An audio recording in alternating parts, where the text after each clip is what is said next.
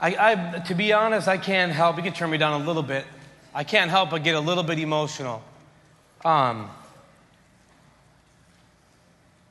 Because I know how much you have to press on every day to get to this place where you're at right now. You inspire me, Jack, and I love you. I'm grateful for you. And to hear you sing that song, I believe it's the cry of many of your hearts tonight that God would be glorified through your life. I'm amazed at you, Jack. Every time you get up and sing, I don't take it for granted. I don't take our friendship for granted. We have a room full of people that can relate and who are pressing on just like you are. I love you, man. That's what it's like. That's the fruit. If you want to know what fruit looks like of pressing on through circumstances, you just witnessed it. You just witnessed what it looks like to press on through a life circumstance and not allow the life circumstance to take hold of you. And I know that oftentimes in our lives, it's a lot easier. I know for me, it's a lot easier for me to get depressed. And I'm not minimizing the clinical side of this depression deal, but I am going to attack it a little bit, if that's all right with you. I want to attack it a little bit because it's taken out too many of my friends. It's suppressing too many people in this room tonight, and so I'm going to come right at it because I know how easy it is for me to get and to stay depressed. It's a lot tougher for me, and maybe it is for you too, to press on. And so here's the thing. I wanted to kind of break it down a little bit about depression, okay? But I want to talk about the feelings of severe despondency. The despondency is caused by loss of hope or courage. When you have lost your hope and your courage, you're losing some critical keys in your life that you have in your DNA to live a life that's full of purpose and that's full of light.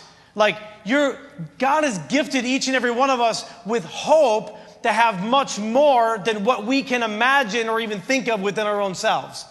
And so when you get into depression, there's a severe despondency, there's a lack of hope, and there's a lack of courage. And see, how many of you know tonight that you need hope and courage to make it through some of the hurdles in your life? You need hope and you need courage to break through some of the walls that are standing up before you tonight in your recovery. Some of you have never been sober for longer than 1 year. How many of you have never been sober longer than 1 year? Get a raise of hands. That's a lot, right? Let me tell you what, I want to declare that your 1 year and more is coming. It's now. It's now. This is a hurdle in your life that you need those two things. You need hope and you need courage. And when we fall into this depression, we lose hope and we lose courage.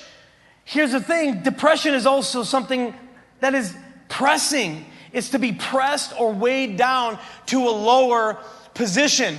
See, to be pressed down or crushed down to a lower position, what that speaks to me is that there is a higher position to be attained. Or there's a higher position that you're supposed to be in, not higher and elevated above other people so that you can look down and be like, look at that peon down there. He's not cool enough. He's not higher than I am. That's not what it's about. The position where you're supposed to be is not crushed down to have absolutely no hope and to have absolutely no courage. You're not supposed to be pressed and weighed down with all this other stuff that breaks you down. Another part of this definition is a long and severe recession in an economy or a market. See, depression doesn't only hit us individually, it hits us citywide, it hits us nationwide, and it hits us worldwide. When I think about some of the things that have happened, when you think of some of the things that are going on in the news today, some of those news articles actually depress millions of people at a moment's reading. Do you know that? One article in the newspaper can bring the spirit of depression or this feeling of depression on somebody like that. It can change your mood. The chemical reaction inside your brain begins to change the things you listen to, you see, and you read, and everything else, right? So it can hit us from a community-wide perspective. And sometimes what's happening in the community, it makes its way around, and we hear about things, and it begins to weigh on us. So there's many different things that can contribute to the depression in our lives. And here I want to paint this picture because oftentimes we group depression as this one lump sum thing that's saying, I'm just depressed, right? And we don't even know what that really means. But if we can begin to identify what these weights are that are depressing us, I guarantee that once you realize what they really are, there's many things that you can lift off by the power of God and with the help of the power of relationship and community so that you don't have to be weighed down by these things anymore. Does that make sense? Hope I'm not going too out there. I'm kind of out there, but I'm hoping that I can actually bring the message together for you to understand where I believe God wants us to have an understanding in. Now, the fourth thing I heard is from my friend of mine just recently too, and he had said, this is kind of a more common view of this, is depression is additionally internalized or slowed down anger. Slowed down anger is something that in order for something to slow down, it has to be processed. It has to be stewed upon, right? So if there is internalized anger, it means that didn't just happen. It means it's been there for a little while. And when you internalize it, all of a sudden it becomes a part of your identity. And if maybe this has never happened to you, but if you carry around and stew on that anger, every time you go somewhere, not only do you project it, but you're like a magnet for anger all around you, right? I'll just tell you how it is. Like, you hop in your car and you get all angry and you start driving, all of a sudden, all the angry drivers are driving right alongside of you. Right? You hop in, you're like, what is wrong with this guy? He just won't move over. I'm just trying to get over to the right lane. We're like a magnet for this stuff that we internalize it. It becomes a part of our DNA that was never meant to be a part of our DNA, so it has to come out. It needs to get released from the inside of us. The pressure was never meant to be there. It's supposed to be released. Now, many different types of depression, but one of them that is the most common that people don't even identify is called situational depression, right? I'm not a doctor at any means. I just looked this stuff up and I identified with some statistics that this was the most common, okay? Does that clarify that I don't really know what I'm talking about? But I'm talking about it. That's what that means. You already knew that. You already knew that. All right. Situational depression. All right. This was not my definition, so don't get me outside in the foyer afterwards. All right. Is a short-term form of depression that can occur in the aftermath of various traumatic changes in your normal life, right? These are things that take place within your normal life. They begin to hit you in your mindset, begins to shift and change because of normal life situations that happen. But if you include things like this, like divorce and retirement, loss of job, death of a relative or a close friend, things like this. Now, doctors sometimes refer to this condition as adjustment disorder. How many of you could relate to just a few of these things as I mentioned them? Right? It's called situational depression. So sometimes we'll have one thing happen and it can depress us. It has us sitting on the couch for like a year straight and we wonder what happened to that year. Where did that year just go? It's happened to me with just some of the smallest things. Like you don't even have to lose a job. Some of us, we're really good at getting depressed or depressing ourselves, right? We don't lose a job. We just have something happen while we're at the job. And it gets us all spun out. And we can't even talk to anybody. Nobody can speak into our life because too much has happened. And it starts to trigger all these other things that have been placed on us for years. And so if these things are never dealt with, depression continues and it gets heavier and heavier and it gets darker and darker, right? It's situational. And if you have more than 3 situations happen in a day, you can do the math on how fast this can accumulate if it's not checked. Does this make sense? And so I wanted to talk about it a little bit because when I get in conversation with people, this isn't something that comes up a lot of the times. People don't talk about the things that are affecting their life, the different things that go on. So I want to go into this a little bit deeper. This popped up on step 4, came out, like made a searching and fearless moral inventory of ourselves. A moral inventory is a right or wrong, checking our right or wrong behaviors. It's not just about having somebody hear you out, okay? It's not just about sitting down and having somebody listen to all your crap, and then at the end of the day you go back and you're just as dark and wicked as you went down when you sat down to have your 4th step to begin with, right? A moral inventory is you start checking yourself, right? It's a moral inventory of you. You, not your neighbor, your mom, your dad, your brother, your sister, your sponsor. How many of you ever sat down to the 4th step, like legitimately wanted to do a 4th step, and you started 4th stepping your sponsor? I know you're in the room. Step 4 is an effort to discover our liabilities, the things that don't bring value to our life or the lives of other people around us. The basic problem of extremes in instinctive, right, drives, misguided moral inventory can result in guilt, grandiosity, and blaming other people. So that's why it's important to do a searching and fearless moral inventory, not just an inventory. And what does an inventory even mean? Right? How many of you have ever had to do an inventory at a store before? Okay? When you do an inventory at the store, when you go to the boss with a out of whack inventory, he has you go and do it again, doesn't he? Why? Because it affects the value of the company. And so you only shortchange yourself is what I'm saying. Like, you want to do a thorough inventory, begin to write things out, write everything out, and be open and honest and transparent about it. Because if you don't do it, if you're not guided in the right way, eventually that guilt and blaming other people begins to boil up. Assets can be noted with liabilities. Self-justification can be dangerous. Willingness to make inventory brings light and new confidence, right? Willingness to take inventory brings light and new confidence. Step 4 is the beginning of lifetime practice. This is something that we do on a regular basis. If a store just did inventory one time, it'd be a pretty pathetic store, wouldn't it? Their inventory would be all out of whack and they wouldn't make any profit. And then we don't profit in our lives if we don't take an inventory of where we are, what we're doing is right or wrong. We just kind of have our own rules and we have our own systems. But common symptoms of emotional insecurity. See, when you take a thorough moral inventory of your life, you begin to be more emotionally stable.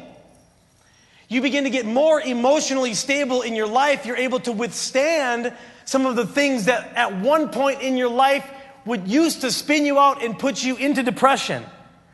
But these emotional insecurities are things like worry, anger, self-pity, and depression. Inventory previews relationships. Important on thoroughness.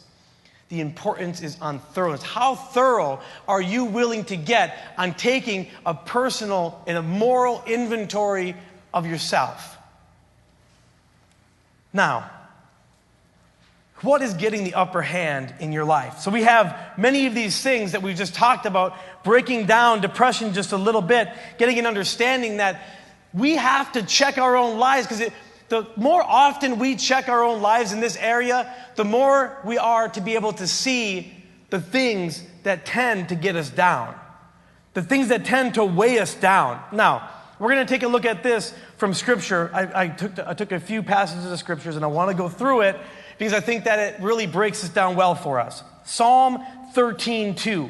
Now, how long must I struggle with anguish in my soul, with sorrow in my heart every day? How many of you know what anguish and sorrow feels like?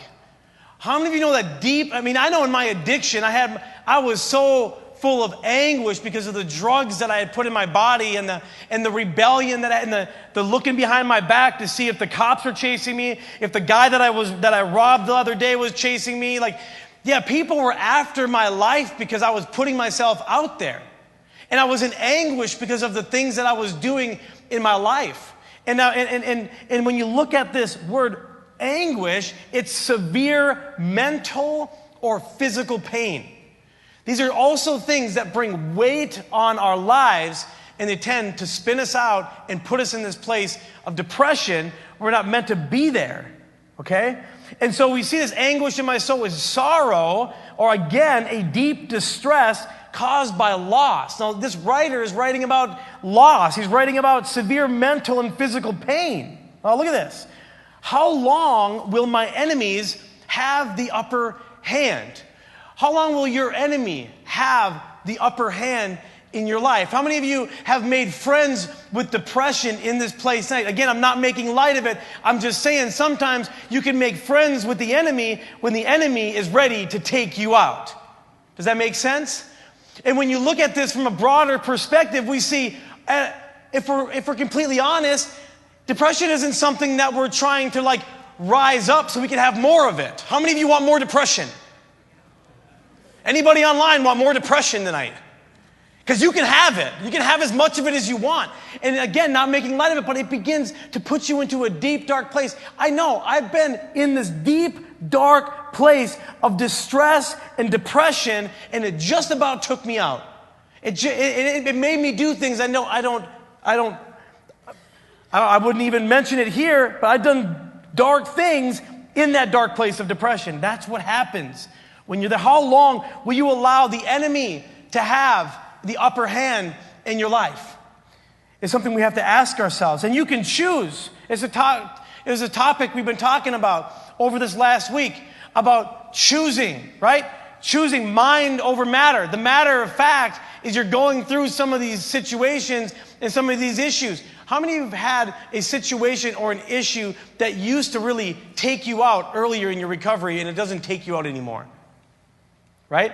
This is proof to the fact that it doesn't have to have a hold of you the way that it used to. And moving forward, there are still things in your life that tend to take hold of your heart and your mind, and we pay too much attention to it, and it begins to control our life. Now, it takes on many different shapes and forms. Now, I want to talk about this doom and gloom. We hear Pastor talk about doom and gloom a lot, right? We was walking around just doom and gloom, doom and gloom. Like, is your recovery just straight up doom and gloom? Because I'm here to tell you that recovery isn't meant to be doom and gloom, right? If you want doom and gloom, you can have it all day long. That's easy to get. Doom and gloom is easy to get. Look at this in Psalm 31. I'm going to go through verses 9 through 18, and I'm going to break this down. I'm not going to go too deep into it, but I'm going to go deep enough. Verse 9, have mercy on me, Lord, for I am in distress. Now, notice some of these words. Highlight them, circle them, and try to identify. Are these some of the things that are weighing me down right now? Maybe there are some things you weren't even thinking of. Maybe you don't even know what the word means. Circle it. If it pings on your radar, circle it and look it up. Because there are some things in here that I can bear witness to. It says, tears blur my eyes. My body and soul are withering away. Can you imagine feeling this way? How many of you ever felt that way? I know I felt this way. I felt like I was withering away. I am dying from grief. My years are shortened by sadness. Like, how much more depressing can this get, right? Sin has drained my strength, okay? Your addiction, your sin, it has begun to drain the strength that you were designed to have. That's what it does. That's what sin, that's what dope, that's what that lifestyle is designed to do. It's designed to not just drain you, it's designed to kill you. And some of us have had friends of ours who have died in their addiction, right? Now, look at this. So he's drained me. I am wasting away within. We see this distress, tears blurring my eye, my body and soul are withering away, the grief, the sadness, the sin draining strength, wasting my body and everything's wasting away. I am scorned by all my enemies and despised by my neighbors. How many of you in your addiction ever had a neighbor that despised you? Oh yeah, that neighbor's every time the party was hopping, right? The party was hopping, and that one neighbor was the one who's always, hey, they're having that party again next door. Could you guys send a couple squad cars over there? And boom, buzzkill, right? They had that one. Then they wanted to chase you away, right? And we see that despised by our neighbors. I know what it's like. I can relate to these guys are writing in the Bible. It's not that far-fetched, you guys. Like, the Bible is really real. You're going to see this really come to light. Even my friends are afraid to come near me. How many of you have ever had friends that were afraid to come near you? Couple? I'm having you raise your hands a lot. You guys can start to raise the other hand. If you feel like you're getting a really good workout with that one, go ahead and just raise the left one, okay? They're afraid to come near me. I had friends like, man, these friends I was actually rolling with, now all of a sudden you don't want me around? Like, what happened, bro? Right? What happened? You got crazy is what happened. They don't want to be around you. When they see me on the street, they run the other way. I know nobody in here has ever had anybody like that. I had somebody actually kick me out of their car one time, and it was still moving. It's another story. It's another message. But at least I don't live under the banner of rejection anymore, praise God. Okay? Because that was pretty rejection-filled.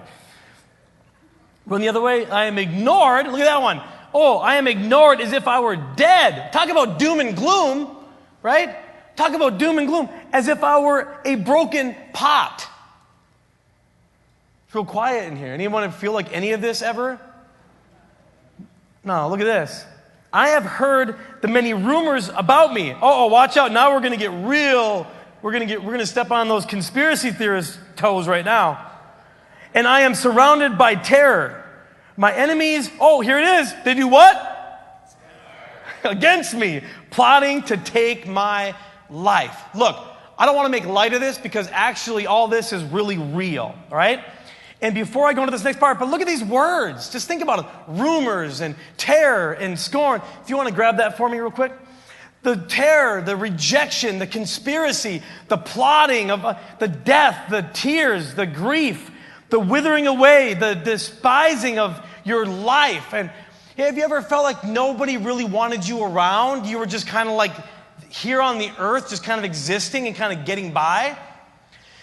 When you're at this level of depression, you literally just want to lay down and sleep. But guess what? How many of you know what I'm about to say? You can't even do that. You can't even lay down and sleep right. Look at this. I'm not the best at props, but I'm going to do my best. All right? I'm going to give a plug out for MyPillow. Anybody who don't have a MyPillow, check out mypillow.com. All right. So you have all this stuff, right? And all you want to do is get a nap. You want to sleep. You want to get some rest. You want to start to make some progress. You want to press on from all this stuff. And here you have all the grief and the pain and the distress and all these other things. And all you want to do, now this is going to be maybe a little bit awkward, but I'm going to do it. All right. So all you want to do is you just want to take a little nap, right? Oh, man. Oh, you're just trying to get situated. You got all this stuff here. How many of you ever tried to take a nap with an iron on the pillow? Right? This pillow represents your heart and your life. And this iron represents all the distress, this thing is literally depressing this pillow. Thank God for MyPillow because it's got a patent filling. Whatever. But it's pressing it down, right? It's true. It's what he says in the commercial. It presses it down, right? And if this is left on here long enough, it actually will flatten this thing out. But see, we got to take this iron off. Because how many of you know that a pillow like this, and some of you are like, can you throw me that pillow? I don't want that. You don't want that MyPillow.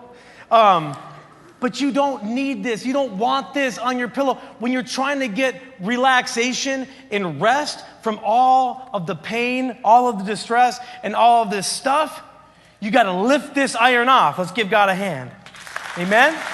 You got to lift it off. I don't know if I did that correctly, but it just happened. But we need to, our hearts, our lives are not designed to have all this stuff attached. See, I did a little study on the heart. I'm not going to go into too much depth, but I was blown away by the functionality of the circulatory system of our body, but how the heart functions and how it pumps out blood into our body, right? And our heart is actually designed for high pressure and low pressure. So what that says is that we as human beings are actually set up, we are designed, right? By design, we are to have pressure in our life. But some of us want to resist the pressure. We want to resist these things.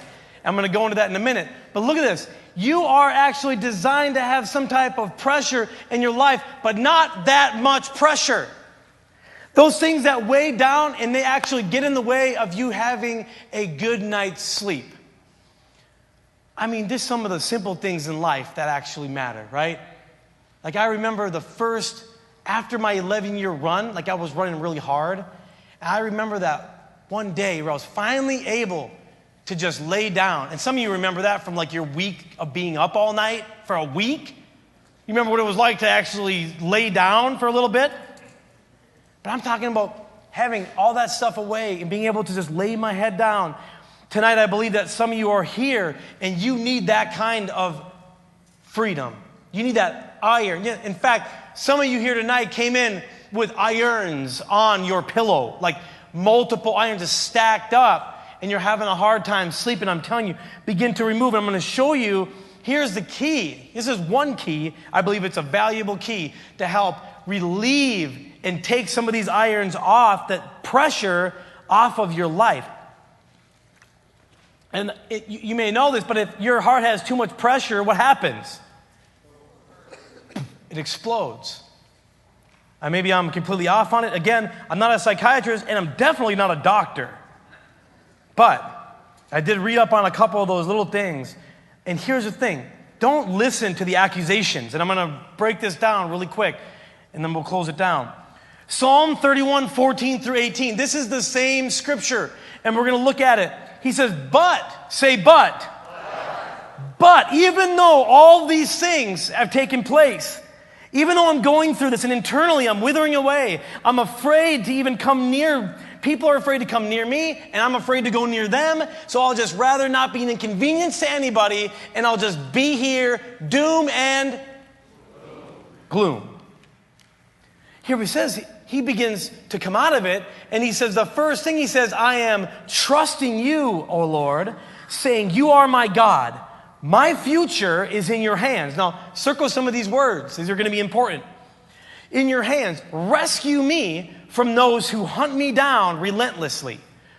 Let your favor shine on your servant. You know, you're called to be a servant, right? You're not called to be the head honcho of everybody and everything. You're going to be, even if you are a leader, you're going to be called to be a servant. Let your favor shine on your servant. In your unfailing love, rescue me. Some of us are too busy being and going out and doing things on our own that we forget once in a while we need a little rescuing. We need a little rescuing because we get far out there. Don't let me be disgraced, O Lord, for I call out to you for help. Let the wicked be disgraced. Let them lie silent in the grave. Silence their lying lips, those proud and arrogant lips that accuse the godly. Now, when you look at this scripture and you see, I love the Bible. It has a lot of really great nuggets in there. And you see this just before you see all these things are weighing down his heart, weighing down his life. But you see him come out of it. And how do you see him come out of it? You see him lift this thing off, and you see him begin to trust God. He says, but Lord, I trust you. I trust you. You begin to take that first one off. I trust you. I believe my future is in your hands. Some of us have never thought that we had a future beyond what was going on right at this very moment because we can't see beyond our circumstances because our circumstances have us trapped in a dark cave. I'm telling you, there's more. There's more. And this is your unfailing love because I'll call out to you for help. Let the wicked be disgraced. Look at this. He says, I will call out for help. The trust, here are some keys that will help you lift this pressure off of your life. Trusting God. Knowing that your future is in God's hands. The hope, having hope in salvation, having hope in healing, having hope in restoration. You have all these things, my relationship will never get restored. All these things won't ever happen to me. But that stuff just keeps the weight on there. But begin to believe in hope and faith. Unfailing love. God's unfailing love is never changing. He loves you. He loves you. He cares for you. And when you start declaring that over your life, you take that up. The favor, the security, the reaching out to be rescued, these types of, we want to just do everything on our own, and we just keep piling things on. And here we see all these keys, and recovery is actually reaching out for help from somebody else, because you're not designed to do it on your own. Does that make sense? Like, this is not something that's just for you. It's for you and those around you. The freedom. Now, look at this. Now it's time to press on from this depression. It's time to press on and see things from a different lens. Look at this. How can we press on? How can we continue to press on? How can we moving forward in a forceful and steady way? So if you begin to feel something coming back on you, maybe you stopped and you dropped the trust. Maybe you stopped and you stopped believing, but something that you were believing for, it's like, oh, well, it hasn't happened yet, so I'm not going to believe for it ever again. Like, oh, this person, they broke trust, so I'm never going to trust again. All of a sudden, boom, that iron is right back on, right? That depression comes right back on. How do you press on consistently? How do you press on in a forceful and steady way? Is consistency. It's consistency. It's you continue to trust, you continue to love, you continue to pour out your requests to God for help, and to your sponsor for help, your people around you for help. You press on, you move forward in a steady way. Continue doing something in a place of determination. You can be determined. Some of you were determined, and as I was, to get high. Nothing was getting in my way. Nothing was getting in my way of getting high. I was going to get high. It didn't matter if it started with $10, $20. I was determined. Not take that level of determination and increase that by 10, 20 times, however many times more. Be more determined in your recovery to not just stay sober, but to live a life of freedom, right? To live a life of freedom. This is regulating the pressure in your life. When things come on you, the quicker they come off you, the better you'll be regulating the circulation of life flowing through your veins. Look at this. Keep vigilant watch over your heart, because this is really what we're talking about. Because out of the matters of your heart, Proverbs 4:23 through 27, the heart. You have to watch your heart in your recovery. As you're staying sober, as the days go on, one day at a time, you stay sober. You got to look at this. Keep vigilant, a careful watch for possible danger or difficulties. See, you know what getting into danger looks like because we're professionals at it. Right? We're professionals at getting into trouble. You don't have to teach me how to steal something. I can steal something. Right? You don't have to show me how to get into trouble. I'm more prone, for whatever reason, to get into trouble in my natural sense than I am to go and do something good. And apart from having a relationship with God, we won't do anything good. Without taking a personal moral inventory, everything we do is twisted and wrong anyway. But it says to keep a watch over your heart. That is where life starts. So, if all this stuff, all these life matters are pressing on your heart, guess what? Nothing new is ever going to begin to happen in your life. Nothing new. It'll all be the same. I'll just tell you how it is. I see people, they live 30, 40, 50 years doing the same thing over and over again, right? Expecting what? Different results. We always want new results, but we're not willing to lift anything off of our life to actually see new things released into our life. When you take that pressure off of you, your heart is open, it's flowing, the blood is flowing, your heart is open to the goodness of God, the good things that He wants to give to you, the good people that He has to surround you with in your life. That's where life starts. Don't talk out of both sides of your mouth. Look at this. Avoid careless banter, white lies, gossip, right? These are things that will put the iron back on you really quick. Say no more irons. No more irons. These things will pile on you so fast, you'll wonder why you're just laying there not wanting to go anywhere. Sometimes it's just your own wrongdoing. It's your own sin. It's your own choices that weigh you down. I remember a point in my life when I was in a rebellious state, and I just sat there laying in my bed, and I was literally there for like 2 weeks straight. And I was hoping that a lightning bolt from heaven would just come down, just strike me, and just blow me up. So there was no more me, right? And that's no way to, when I look back on it now, yeah, I mean, I'm absolutely miserable living like that. Now look at, God, so keep your eyes straight ahead. Ignore all sideshow distractions. Watch your step, and the road will stretch out smooth before you. You have to have a steady eye, a focused eye on what you know you're supposed to be doing, and let everything else go alongside. Look at this. Look neither right or left. Leave evil in the dust. All right? Leave evil in the dust. Darkness, all these weights, all this stuff. Let it be gone. Now, in our recovery, sometimes we have a natural inclination to not want to change and do anything different in our lives. We've talked about some of these things are reoccurring, and that's why we stay stuck in the same place. Now, this next one here, being ready to run into problems in trials. I know in my addiction and even in my recovery, I have a tendency to not run into the problems. I have a tendency to run away from them. I have a tendency to self-medicate myself out of it so I don't have to feel anything. How many of you like to numb things with things? Right? We numb things with things, and we don't never come to the reality that the things that we have to actually face are the things that we're supposed to feel. We're supposed to go through some of these circumstances. Well, when you are ready, when it says be ready to run into problems and trials, it means to be ready for any activity that comes your way. Now, if an activity comes your way and you know that it's going to bring you back to where you were going to go, guess what? Probably not the right activity to be preparing for.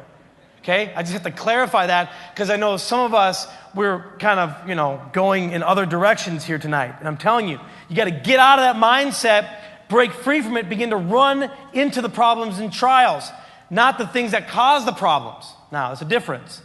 Romans 5, 3 through 5. We can rejoice too when we run into problems in trials. You can rejoice as you're running into problems and trials in your life. What does rejoicing even mean? It means to be excited about something in your life to the point where everybody else around you can see it. How many of you have noticed that I'm a little bit excited about my recovery?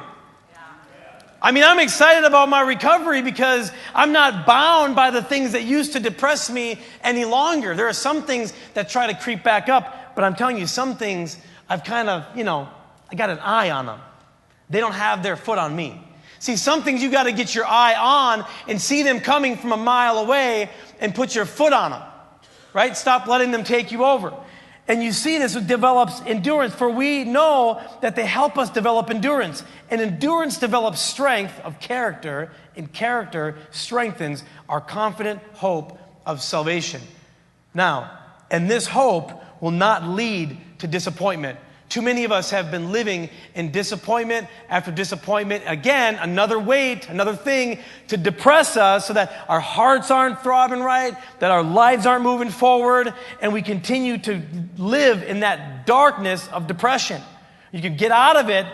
You have this hope of salvation, and I'm telling you, when I had a radical encounter with Jesus in a jail cell. It was October 11th of 2004. It changed my life forever. I'm telling you, the power and the blood of Jesus that Jack was singing about is an absolute amazing